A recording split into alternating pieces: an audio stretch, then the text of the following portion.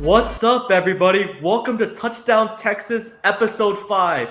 Coming off another Horns win, 4-0. We demolished ULM 51 to 3. It was a great night at DKR all around. Arch Manning's first start. But, Nick, how are you doing? How are you feeling, man? Good, man. Good. Glad to be a part of episode 5 here. So yes, like we said, it was historic. It was Arch Manning's first start.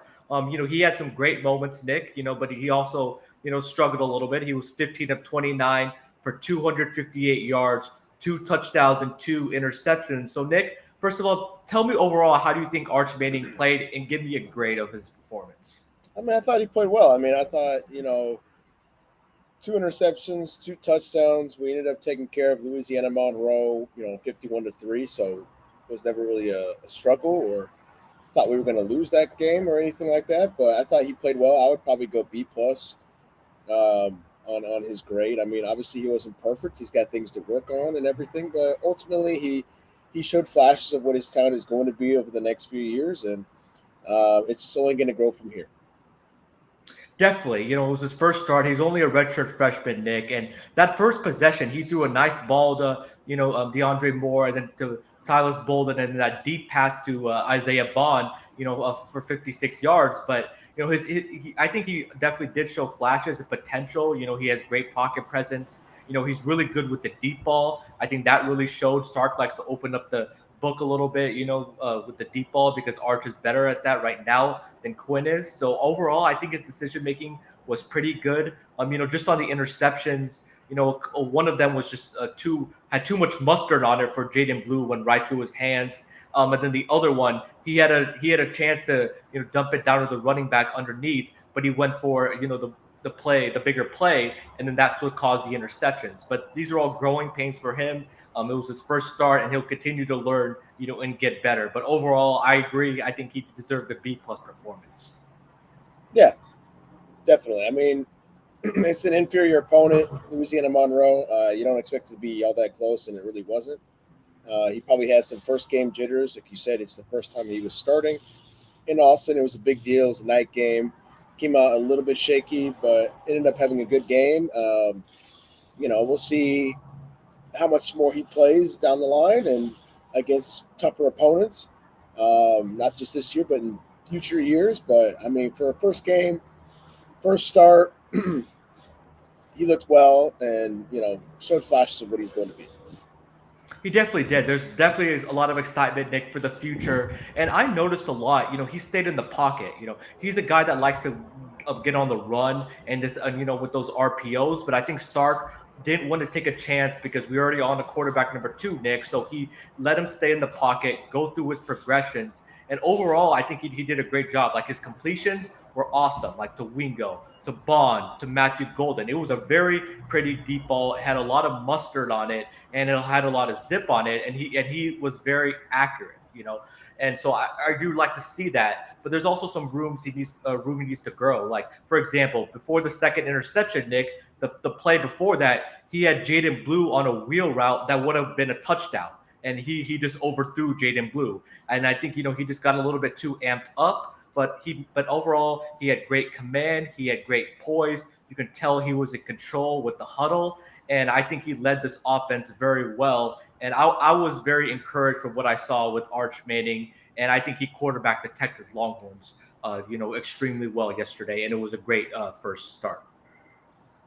I agree. Awesome, awesome. So now that we talked about the quarterback, let's talk about the overall offense, Nick. What are your thoughts about the how the offense played last night? Look great. I think it starts with Jaden Blue. Jaden Blue had a monster game yesterday. Ryan Wingo played very well, but Jaden Blue did very well. Started to show really what he's capable of as a Texas Longhorn, a player and everything like that. So, 25 carries, 124 total yards, 3 touchdowns. He was really he was doing everything. He was Mm-hmm. catching the ball out of the backfield. He was running the ball effectively. I think that still goes to a lot of credit to the offensive line and how they played and performed against Louisiana Monroe. But Jaden Blue was kicking butt last night. He was special, and he missed Nick the last game because because of rest, or not rest, but injury. He had injury, and they wanted to rest him and make sure that he was all right, for Yeah, the next game. And this game, we weren't sure if we are going to see Jaden Blue because we need 100% healthy Jaden Blue, Nick, especially with the running back room the way it is with CJ Baxter out the entire season. And to be honest, Jaden Blue had a bigger workload than I thought he would last night. But hey, I'm all for it. He had Texas's first 100-yard rushing game. Nick already told you the stats. He had like 7 targets in the passing game. You could see his explosiveness. You could see his burst. yeah, for sure. He was doing a great job of reading the blocks, finding the holes, breaking tackles, making people miss like he did. And you remember that Michigan game, Nick, that he made that guy. Oh, he Oh put that yeah, guy on for skates. sure. Yeah, And for sure.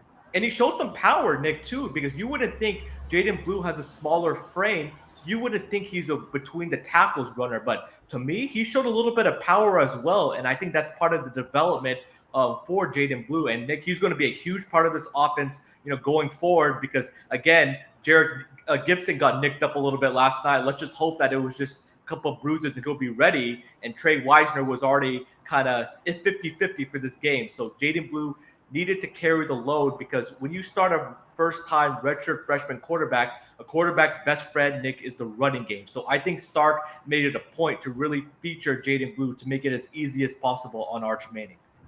Definitely. I mean, you got to have something that you can rely on as far as the running game or a receiver that you trust or something like that. And luckily, the defense is playing well. You have an opponent that is you're better than. You're at home. It's a night crowd. Everyone's excited to see you play. There's a lot going for Arch in that first start that probably made it easier for him.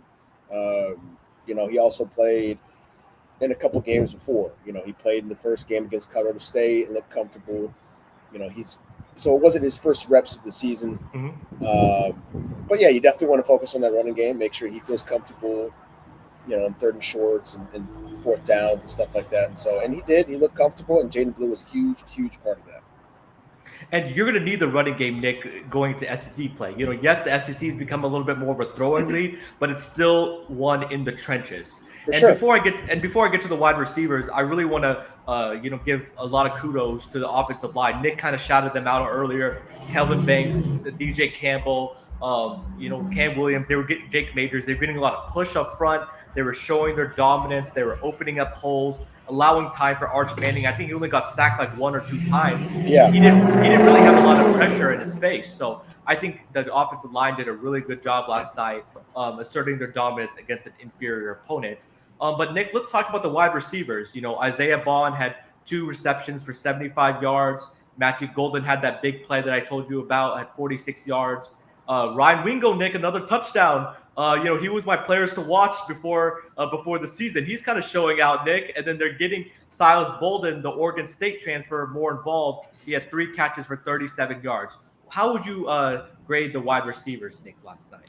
It's got to be an A. I mean, it's got an A or A minus. I mean, I think what they've done at the start of this year, it's just what we keep talking about. They're all so explosive and dominant. And they just help the young quarterback. They help Arch. It's what we keep talking about. It's they share the load. So it's Wingo, it's Golden, it's Bolden, it's Blue out of the backfield. I mean, it's got to be an A plus so far for the entire season and for last night. You make Arch's life so much easier when you have a go-to guy. Longhorns have so many go-to guys. They have a great tight end in Helm. I think it's got to be an A plus for the season. It's got to be an A plus for last night. They all shared the load. Bond's got 2 catches for 75. I mean, it's only 2 catches, but it's 75 yards. So like everybody's contributing. They're blocking. They're happy for one another. And Wingo is, it's like he's just going to get better and better as the season goes on. He's going to be very, very scary. For sure. And then going into the next 2 years, he's going to be very, very scary as well. So that's got to be an A for me, for sure. Definitely. And Nick, the wide receivers don't drop a lot of balls. Usually with the balls in their vicinity, like they'll catch it, like Isaiah Bond caught that nice deep ball, so as, Matthew Golden, Ryan Wingo. And I love that these wide receivers, they just don't catch the ball and go down. you know, Right. they catch the ball and get yak yards as well. So you love to see that, for sure. And I think that the wide receivers are continue to make the quarterback's life a lot better, by making the big explosive plays, down the field. They can also catch the intermediate route. So their versatility has really shown a lot, this year so far. And they're so explosive, they're so dangerous, and you have to count for a lot of them. We have like 4 or 5 of them. You can't just hone in on one guy, Nick, like Isaiah No, Bond. Because if you do that, then Ryan Wingo's going to beat you. Matthew Golden's going to beat you. And it's Nick, scary, talk about like the versatility of these wide receivers and how much man. better it's going to make these quarterbacks. And I mean, you just said it. I mean, you have speed, you have power, you have different guys who have different skill sets and repeating skill sets. So it's not like you just have one speed guy, how we kind of had last year with Worthy. It's just so many different guys with so many different skill sets.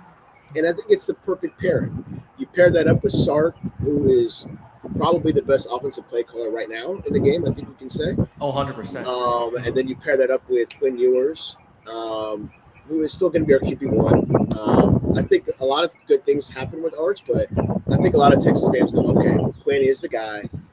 Arch is the future. I think that should settle that down, despite how well he played. But, I mean, you pair Quinn or Arch with these receivers, with the O-line, with the head coach and the play calling, and it's going to be scary hours for a lot of teams. Yes, and a lot of these wide receivers, we're from the transfer portal, so we had our starting wide receivers. But I liked it for these last 2 games against UTSA and UL Monroe. We were able to get some of the younger guys involved, like Nick Niblett, who's a wide receiver but doesn't get to play much. He was in running back. He scored a touchdown. Dante Cook had a touchdown last game. Ryan Wingo, who he's playing more and more.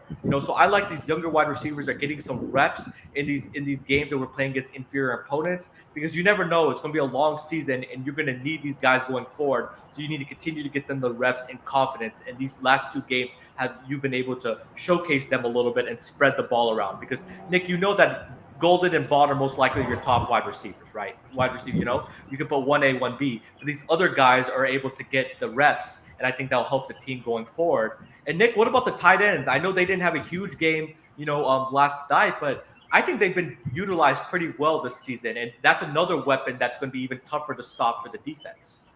Yeah, I mean, we saw how big they were against Michigan and other opponents last year against Alabama. I mean, that's what you're going to need. Now that they're in the SEC, you're going to need to have multiple ways that I can beat you. Whether it's going to be the running game, whether it's going to be a big Quinn game or Arch game, or whether it's going to be a receiver game or a defensive game, you need to be able to have the skills to be able to go punch for punch. If Georgia is stopping your run game, you're going to be able to have to go one-on-one and just beat their guys. Or if they're taking away your passing game, you're going to have to run the ball. So I think Texas has shown so far. Now, granted, they haven't played the scariest of teams yet. Although Michigan beating USC last night certainly helps us, but I mean, it does in the big house too. Yeah, I think people have been saying, "Oh, it's a weak schedule," or "Oh,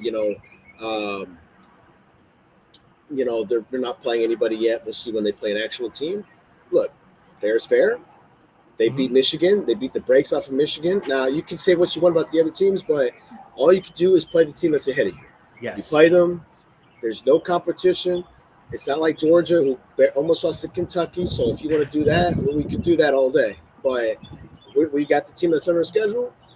We schedule out-of-conference teams that are very difficult, Michigan and Ohio State, and we beat them. So there's nothing much we could say until we play you head up and you beat us. So that's all I got to say on that matter. But I think from what we've seen, from what has been given to us on our plate, they've taken care of everything. I don't think you can ask any more from anybody on that Texas roster.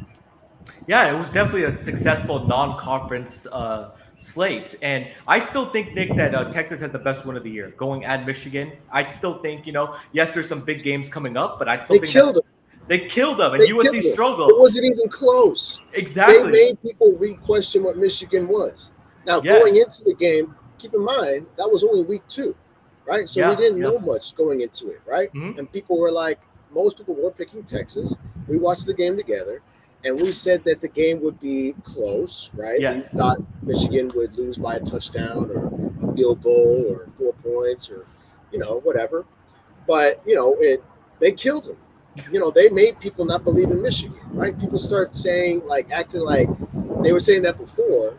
No, they started saying that after Texas beat them, and Texas just had a huge win. I mean, Michigan just beat USC, and everyone was cheering on USC if they beat LSU. So Right, let's right. pump the brakes. A win is a win. All these Georgia fans talking about how they want to play us, but y'all barely took care of Kentucky. So y'all got Bama next week. Let's see how you fare.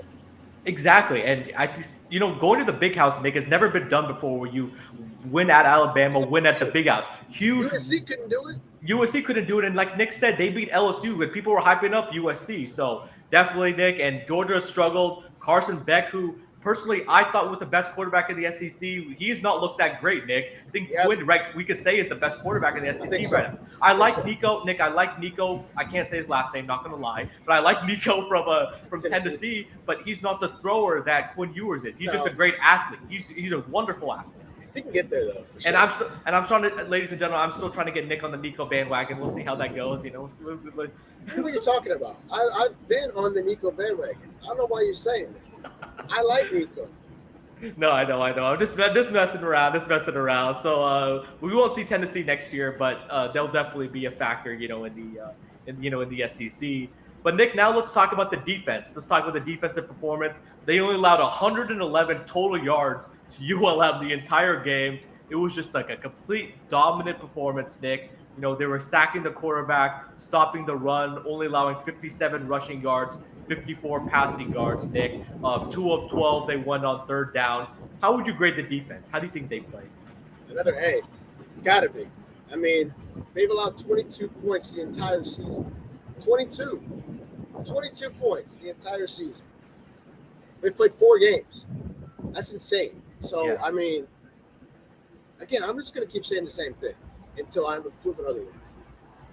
They've looked great on who they played so far. The true test is going to be when they play, Georgia, Alabama, Ohio State. How are they going to match up? They need to keep the intensity that they have every single week, every single game. But how can you not love it? The stat that stood out to me is third down, two yeah, of 12. That's yeah, huge. exactly.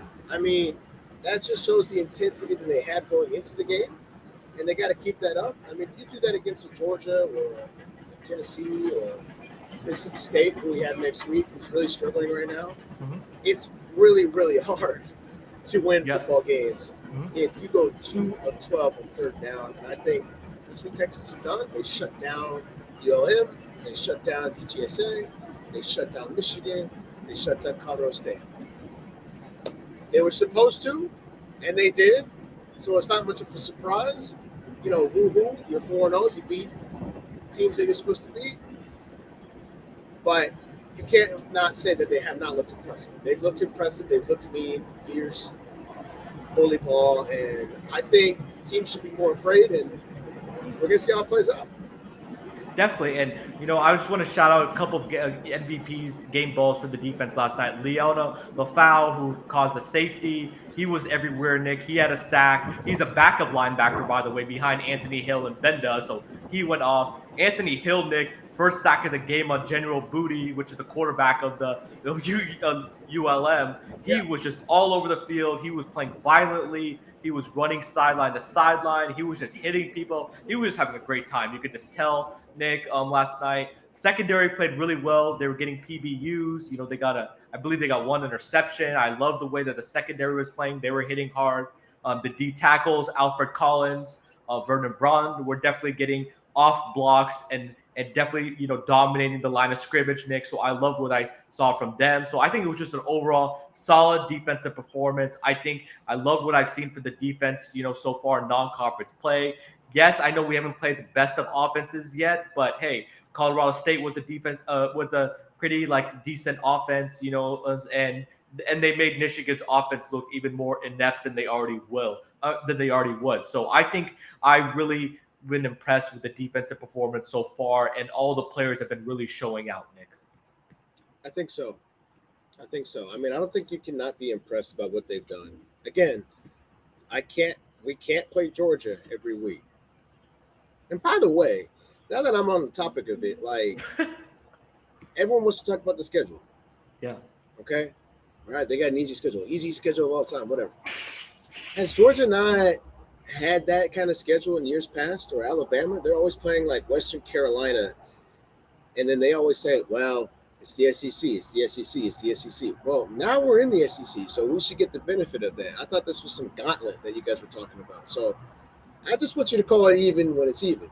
You're just mad that you got to play Bama next week and you're going to lose. So I don't know. I'm At fired up. Bama I'm fired too. up this morning. I'm fired up this morning because I just think Georgia has not looked the same. No. They're going to be a team to reckon with. I'm not saying that. I'm just saying let's call it what it is. We've looked dominant. You've looked shaky. No, they have. And Georgia really hasn't played anybody like a beating. They They played played the same level of teams we have. well. I actually think right now Michigan is better than Clemson, which they played the first game of the season. That's their 100%. best win. So yeah, 100%. I agree with that. And that was a yeah, home game. exactly. It was in Atlanta. It was essentially in their backyard. Yeah, exactly. But Nick, going back to the defense, I really like how the young guys been playing. The five-star freshman Colin Simmons coming off the edge, just terrorizing people.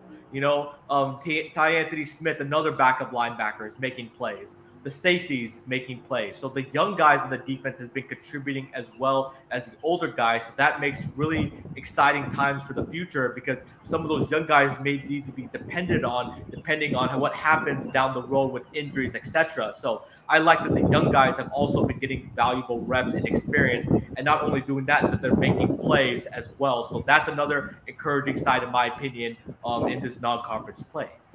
So, Nick, before we wrap up, the big question is going to be next week.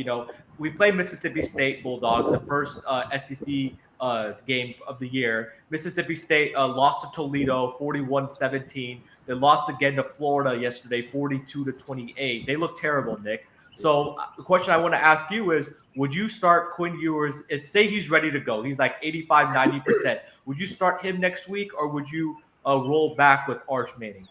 I start Or Quinn. running back with him. Yeah. I start Quinn. I think it's time to kind of get him ready for SEC play. I know it's Mississippi State, and they have looked terrible. I mean, the Toledo one was really bad. At Florida's home not too. great, Yeah. and they lost to Florida by 2 touchdowns. I would start Quinn for a couple reasons. The week after we play OU, and I guess it's a bye week, right? Yes. There's a bye week Okay, and we play there's a bye OU. week, but as far as live bullets, you got to play Mississippi State. I'm not saying we'll play the whole game. We'll probably be up, and I would like to see Arch play too. So get him game reps, make him feel confident, because as much as OU's offense has struggled, and it has, and you know they only have one loss in the season. It's to Tennessee last night. The offense has not looked good at all. And they had to change their quarterback last They night. changed their quarterback. Yeah. But all that being said, it's a rivalry game. We lost to them last year. I don't want his first snaps of since he's coming back is against OU. Yeah. We know how that looked last year. His first snap, I think he threw an interception, right? Yeah. Against OU. So I say you bring him back against Mississippi State. You start him. You get that confidence going. Play him first half, then bet an Arch. He doesn't have to play the whole game, especially if we're up by a lot. Keep your guys healthy, and especially for Georgia, keep him healthy. Mm-hmm. He needs to get those game reps before he plays. So I'm starting Quinn if he's ready. Obviously, if he's not, you still start Arch. The other reason why I would do that, I want to make sure people know that it's Quinn's team. Yes. Arch is awesome. Arch is the future. We were talking about this yesterday. It's Quinn's team. There's a video out there of Quinn hyping up the guys, and that was awesome. Yeah, Arch is awesome. Everyone loves Arch. Yeah. It's Quinn's team. Let's not lose sight of that. So it's Quinn's team. Start Quinn. We up by 5 touchdowns or whatever it is at some point. Maybe it's the start of the fourth quarter, whatever. Then you put in Arch. Let Arch play too. But it's not a quarterback controversy. No, not at all. It's Quinn's team. It'll be Arch's team next year when Quinn goes to the NFL. Nick, I'm not going to lie to you, man. I'm a little torn on this because oblique injuries can be a thing where if you come back a little too early, if you just do one wrong motion on that thing can flare up, and you don't want that to flare up further down the season. But another thing is that there was reports this week that Quinn has progressed a lot. That if it was like a bigger opponent, he would have played this week, Nick. If we were playing a Georgia. So I would like to see Arch start again. I know that might sound crazy, because Mississippi State, was a horrid defense. They lost their starting quarterback Blake Shapen, the Baylor transfer, Nick. So I think you can win a game with Mississippi State against Mississippi State with Arch Manning doing the same playbook because Texas is better. They have a better surrounding cast. But also, I agree with you in that sense that you don't want Quinn's first game to be against Oklahoma. But then if you look on the other side of that, if you rest Quinn next week, then you give him 2 more weeks to get closer to 100%. And I'm not that worried about his rust level a little bit because he's in his third year in the system. After those 2 interceptions last year that he threw against Oklahoma, Nick, I think something didn't he only have like 5 incompletions like the rest of the game or something like he that? balled out for sure. Yeah. But I mean, I hear your point. You definitely want to be careful with it. But I mean, I just would like to see him play. Maybe if you start Arch, you give Quinn some reps at some point in the game. I just want to see him play, get hit. We know Mississippi State is not a great team, but you still want to see him get hit before he plays. I'm not really worried about rust. I guess it's more just like OU is just different. Despite how good their team is, we've beaten them when our team is not very good. They've beaten us when we were not as good, and whatever. You know what I mean? So I don't know. I just want to see him get hit and play and move around, and even if he doesn't start, which I do think he will, it just depends on how he progresses this week. Before we're not in Norman, we're playing Oklahoma, and it's that game, and then we got Georgia. So I would like to see him play a little bit. And this is the stretch, Nick, where I'm a little bit wanting to rest him because this is the last amount of stretch that you can rest him because we play Oklahoma, we play Georgia. I know we have Vanderbilt in there, but we have Kentucky, we have some of these other teams. But I can see both sides to it, Nick. This is ultimately going to be the medical decision and medical team and Sark's decision. Yeah. I would be happy either way. If Quinn starts next week and he plays well, I'll be very happy because then he still has another week to rest before the Oklahoma game. But then if Arch starts and he plays well, we know we can beat Mississippi State, Nick. So I would be happy either way. We'll see what's going to happen, Nick. It should be a very interesting week. But overall, Nick, it was a successful non-conference slate. The Texas Longhorns are 4-0 going into conference play against Mississippi State. And as we wrap it up, Nick, we would like to thank everybody so much for watching, for tuning into this episode. Be sure to follow us at touchdown_Texas on Twitter, Instagram, Facebook, and subscribe to our YouTube channel and also on TikTok. We're going to be back next week against the Mississippi State game. I believe, Nick, the Texas Exes are going to be having a watch party. We're going to do that game live. Yep. We're going to do our show live right after the watch party. So be sure to get your notifications so you know that when me and Nick are going to go live. And next week, I want to emphasize when we do the live show, be sure to put your comments in the chat section because me and Nick will feature it on the show. We'll feature your comments or questions. We definitely want to make this an interactive show, Nick. But Nick, thanks for another great episode, man. Yes, sir. Welcome. We'll see you next week. Welcome. See you next week.